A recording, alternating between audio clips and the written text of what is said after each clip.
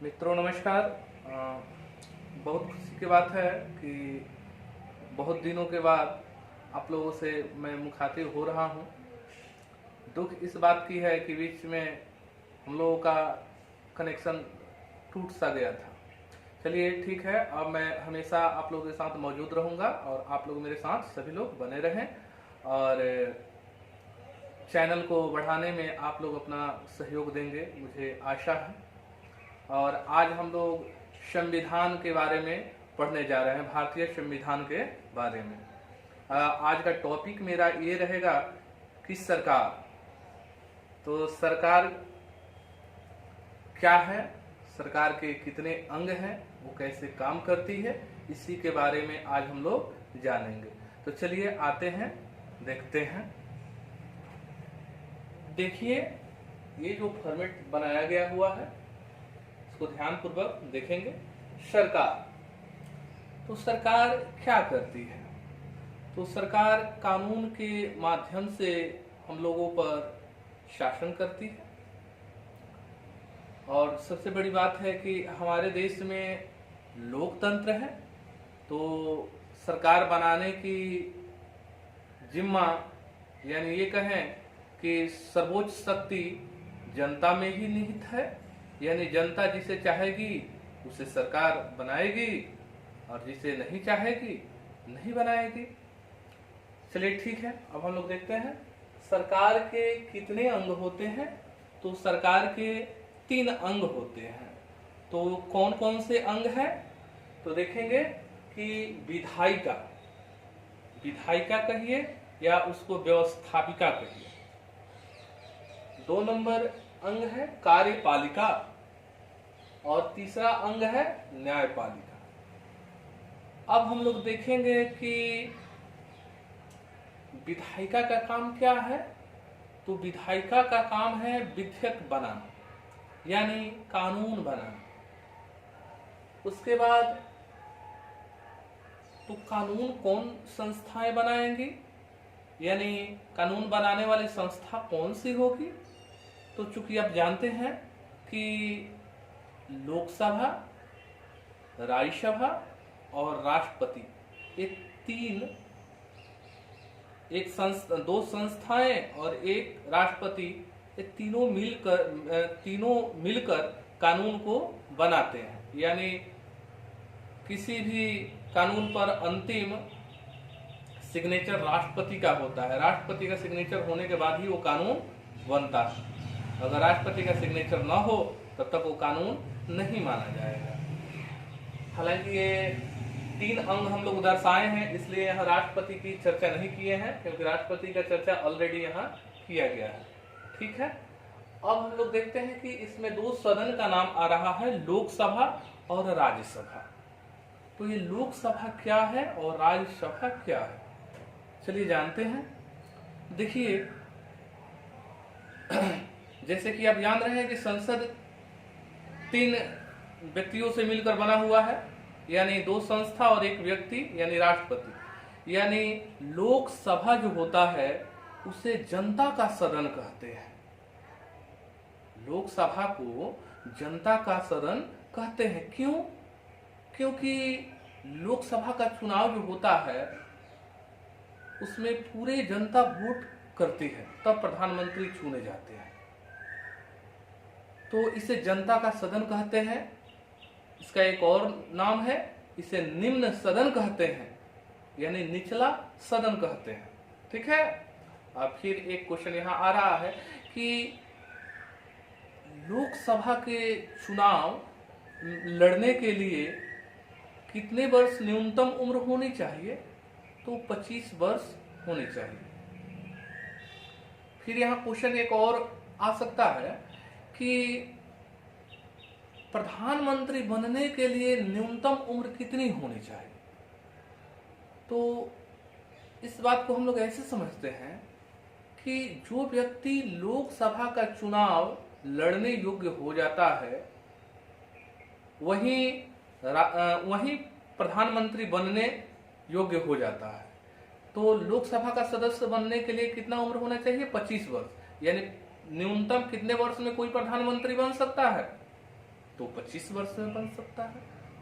तो लोकसभा का सदस्य बनने के लिए न्यूनतम उम्र कितनी होनी चाहिए? 25 वर्ष। अब राज्यसभा में आते हैं। तो राज्यसभा क्या है जी? तो राज्यसभा जो है वो उच्च सदन है। राज्यसभा जो है उच्च सदन है, और उच्च सदन का सदस्य बनने के लिए कितनी उम्र होनी चाहिए? तो उच्च सदन के सदस्य बनने के लिए 30 वर्ष की न्यूनतम उम्र होनी चाहिए। ठीक है। और यहाँ हम इसका उल्लेख ब्रीफली कर रहे हैं, संक्षिप्त में कर रहे हैं, क्योंकि फिर से इसको हम लोकसभा और राज्यसभा के बारे में आप लोगों को डिटेल में बताएंगे। ठीक है। तो लोकसभा और राज्यसभा के बारे में हम लोग जाने। अब देखिए कार्यपालिका, तो विधायिका का काम था कानून बनाना। तो कार्यपालिका का काम क्या है? कानूनों को लागू कराना, यानी कानूनों को कार्यान्वयन में लाना। ठीक है। तो इसके अंतर्गत कौन कौन आते हैं जी? तो इसके अंतर्गत राष्ट्रपति, प्रधानमंत्री और मंत्रिपरिषद आते हैं। अब राष्ट्रपति के बारे में थोड़ा सा जानते हैं। किसी भी देश का प्रथम नागरिक राष्ट्रपति होता है, और हमारे कार्यपालिका का हेड जो होता है वो राष्ट्रपति होता है। देखिए यहाँ क्वेश्चन आया करता है कि क्वेश्चन ऐसे आएगा कि कार्यपालिका का प्रमुख कौन होता है? तो राष्ट्रपति। अब क्वेश्चन एक बार ऐसे पलटता है कि कार्यपालिका का वास्तविक प्रमुख कौन होता है? वास्तविक हेड कौन होता है? तो प्रधानमंत्री होता है। ऐसा क्यों? ऐसा इसलिए कि राष्ट्रपति के जितने भी अधिकार हैं उसका प्रयोग प्रधानमंत्री ही करता है। ठीक है।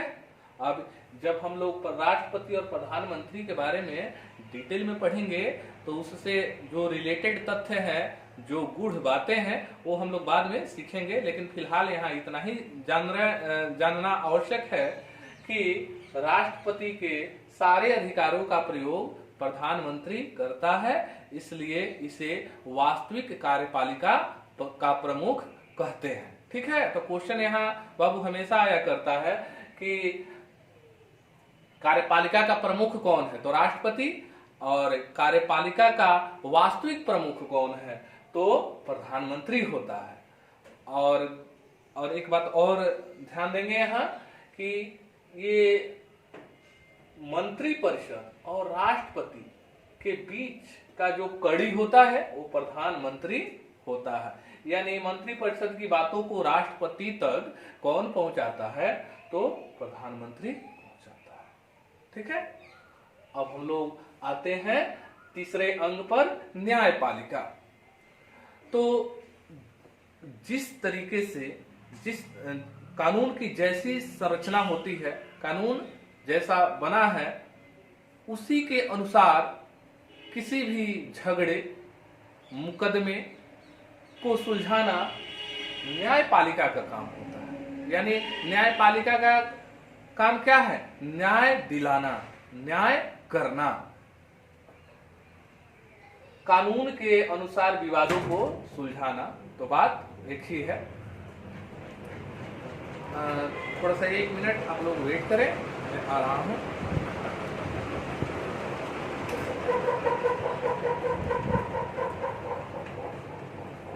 हाँ, मैं कहा था कि न्यायपालिका का काम क्या है? न्याय दिलाना या न्याय दिलाना या विवादों को कानून के माध्यम से सुलझाना। उसके बाद हम लोग देखेंगे फिर कि इसके अंतर्गत कौन कौन सी संस्थाएं आ रही है जी? तो सुप्रीम कोर्ट। न्यायपालिका का सबसे ऊपर वाला अंग सुप्रीम कोर्ट होता है।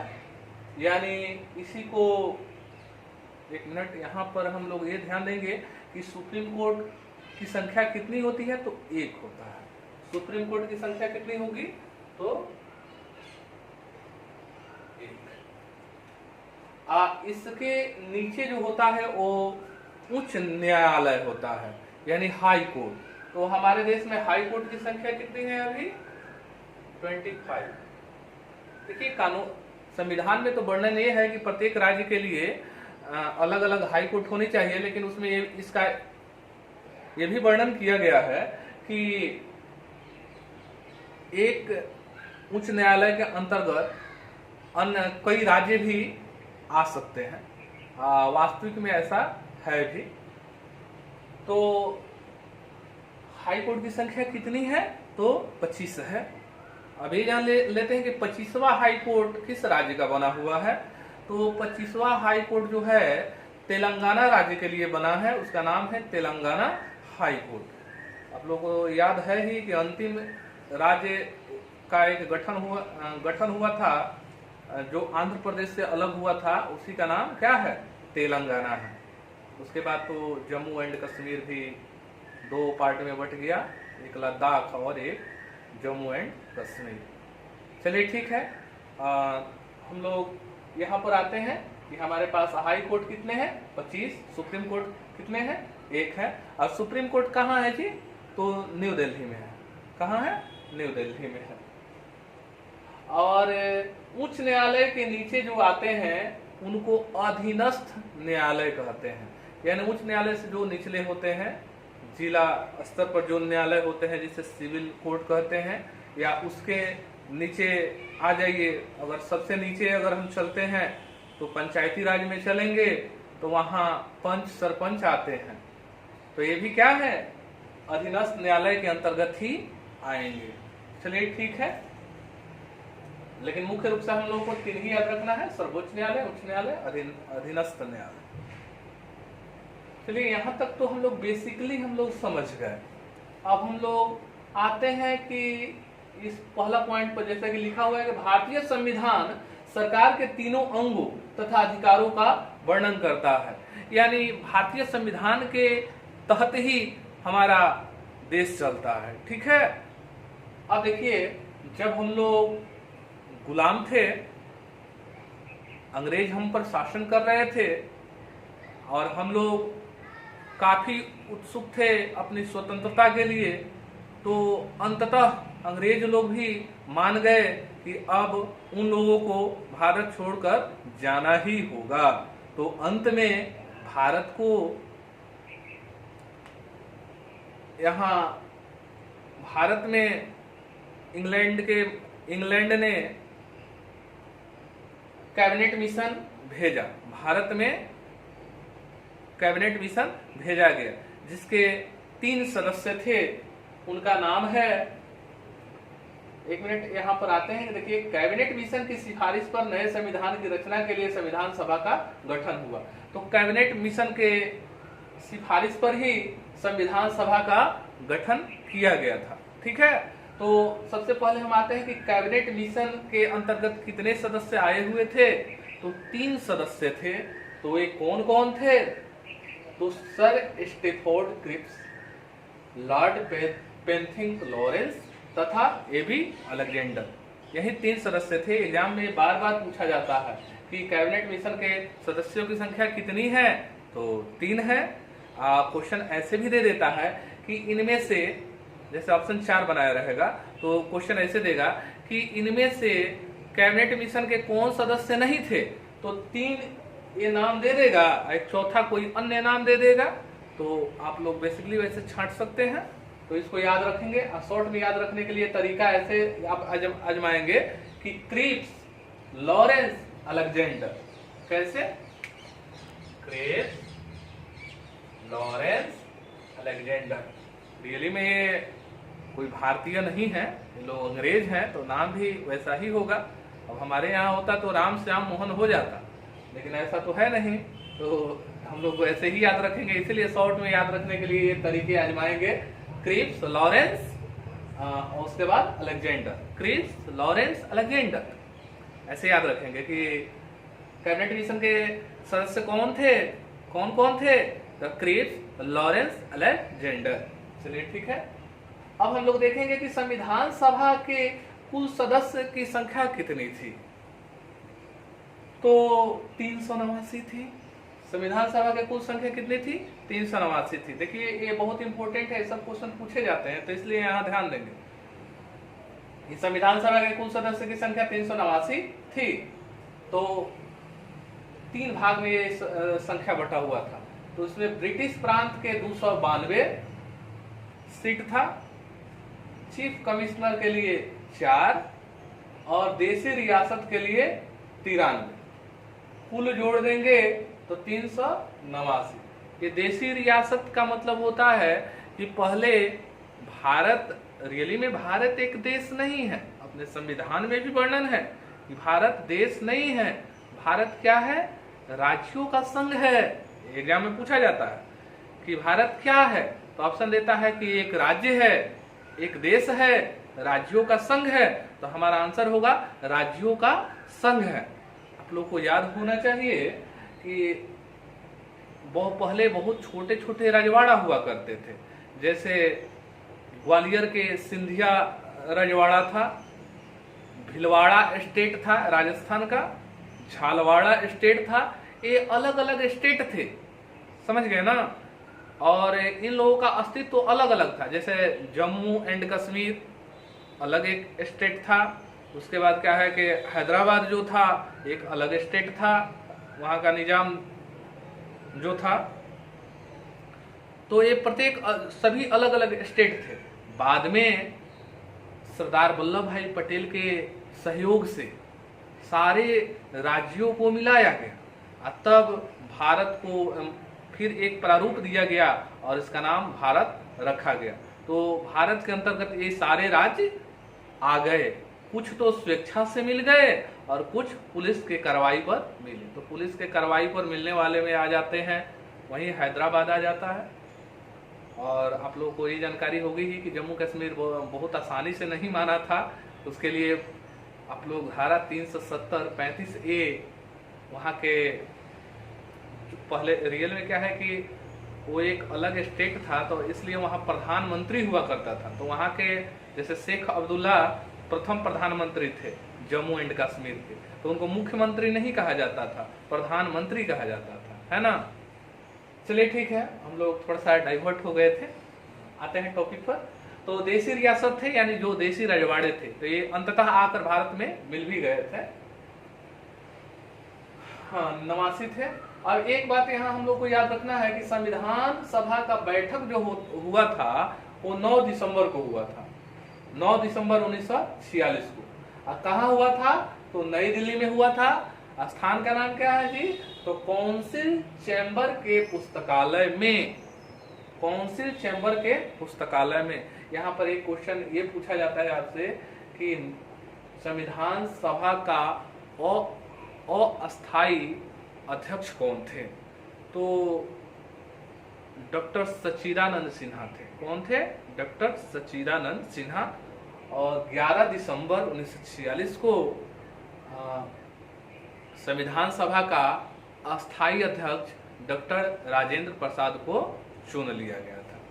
ठीक है, तो यहाँ पर मेरा टॉपिक अब समाप्त होता है और हम लोग अब फिर नेक्स्ट टॉपिक के रूप में पढ़ेंगे कि संविधान सभा के सदस्य, कि संविधान सभा में कौन कौन सदस्य के रूप में थे, इसी को हम लोग पढ़ेंगे। तब तक आप लोग अध्ययन करते रहें।